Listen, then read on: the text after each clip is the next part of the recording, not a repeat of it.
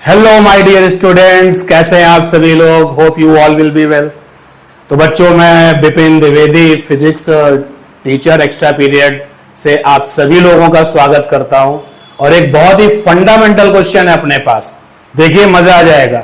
चलिए चेक करते हैं question number 1। Which of the following represent the general equations of a motion. Motion everyone knows, motion में हम लोग इक्वेशंस की स्टडी करते हैं। तो क्वेश्चन ये पूछ रहा है, बहुत फंडामेंटल क्वेश्चन है, बहुत ही फंडामेंटल क्वेश्चन है। और क्वेश्चन ये कह रहा है कि मोशन से रिलेटेड जो जनरल इक्वेशंस ऑफ मोशन है, बताइए वो कौन सी है। These are the choices. First में v is equal to u plus a t है, सेकेंड है v is equal to D S upon D t, and third one is a is equal to v d v upon d s, and the last one is equal to v square is equal to u square plus 2as। तो ये 4 choices दे रखे हैं। अब ये जो 1 2 3 4 आपने देखा होगा कि इस बार के पेपर में इसी तरीके के क्वेश्चंस आते हैं कंपाइल करके।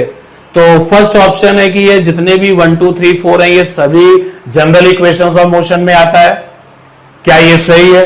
और सेकेंड ऑप्शन है कि केवल फर्स्ट और फोर्थ वाला ही जनरल इक्वेशंस ऑफ मोशन में आता है, first and fourth. And the third option है कि सेकेंड और थर्ड आपका जनरल इक्वेशंस ऑफ मोशन में आता है। एंड द लास्ट वन की केवल फर्स्ट और थर्ड वाला जनरल इक्वेशंस ऑफ मोशन में आता है। तो जल्दी से आप बताएं क्या आंसर होना चाहिए। बहुत ही फंडामेंटल क्वेश्चन है।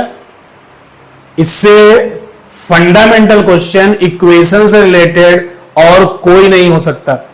और अगर यहां पर आप देखें तो वेयर सिंबल है देयर यूजुअल मीनिंग्स, मतलब इक्वेशंस ऑफ मोशन जो लिखी जा रही है उसमें v का मतलब है वेलोसिटी, किसी इंस्टेंट पर वेलोसिटी है। जैसे इस इक्वेशन में आपको v दिख रहा है, इसमें भी v दिख रहा है, इसमें भी v दिख रहा है।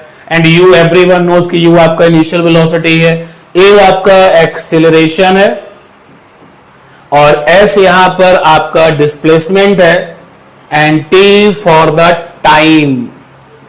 क्या आंसर होना चाहिए जनरल इक्वेशंस ऑफ मोशन का? क्या फर्स्ट सही होगा?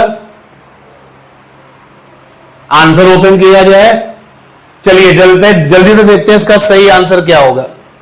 जनरल इक्वेशंस ऑफ मोशन की बात हो रही है स्टूडेंट्स, और जनरल इक्वेशंस ऑफ मोशन में पहला इक्वेशन क्या है? Velocity v is equal to displacement upon time. ये आपका जनरल इक्वेशन ऑफ मोशन का पहला इक्वेशन है। इसके बाद में देखिए सेकेंड जो जनरल इक्वेशंस ऑफ मोशन का जो सेकेंड आपका इक्वेशन है, that is acceleration is equal to velocity change upon में टाइम। और जनरल इक्वेशंस ऑफ मोशन का जो तीसरा वाला इक्वेशन है वो क्या है? Acceleration is equal to v, dv means velocity का change respect to the displacement का चेंज ds। तो ये हमारे जो तीन है ये जनरल इक्वेशंस ऑफ मोशंस में आते हैं। तो अब जरा आप देखिए कि ऑप्शन कौन सा सही होगा। ये वाला equation v is equal to D S upon D T, ये हमको दिखाई दे रहा है कहां पर? ये देखिए सेकंड में दिखाई दे रहा है, ये जनरल इक्वेशंस ऑफ मोशन में होगा। और ये आपका जो थर्ड वाला है ये यहां दिखाई दे रहा है थर्ड में। तो यानी कि second general of equation of motion है और थर्ड भी आपका जनरल इक्वेशंस ऑफ मोशन है। तो फाइनल जो आंसर होगा वो कौन सा होगा?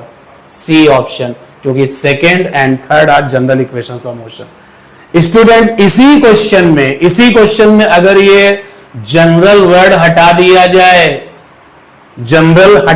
जाए तो आंसर क्या होगा? सभी के सभी आपके आंसर सही हो जाएंगे, यानी कि उस केस में ये ए वाला ऑप्शन होगा। है बढ़िया क्वेश्चन।